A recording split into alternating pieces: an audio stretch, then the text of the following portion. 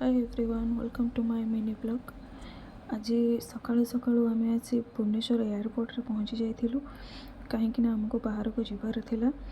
तो ये मु बहुत खुशी अच्छी कहीं मु फर्स्ट टाइम फ्लाइट रे बसवाक जाऊँगी।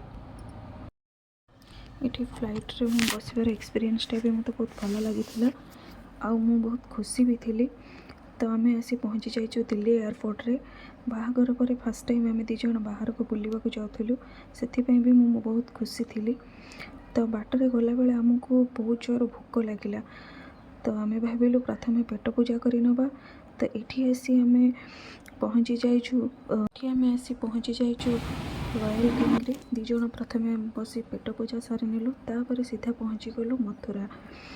मथुरा आम बहुत जगह बुलाबुली कलु, भगवान को दर्शन भी कलु। ये सी आमको बहुत जगह भी दिखेले। दर्शन कर सारी आम दीज पुणी फेरिलु। आसी आम पहुँची गलु हाथी ये आलती करुले, संध्या टाइम हो जाइथिला।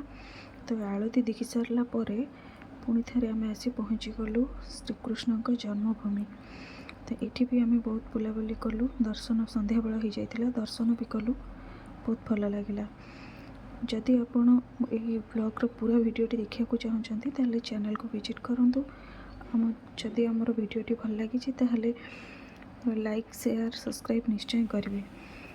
रही जय जगन्नाथ, बाय बाय।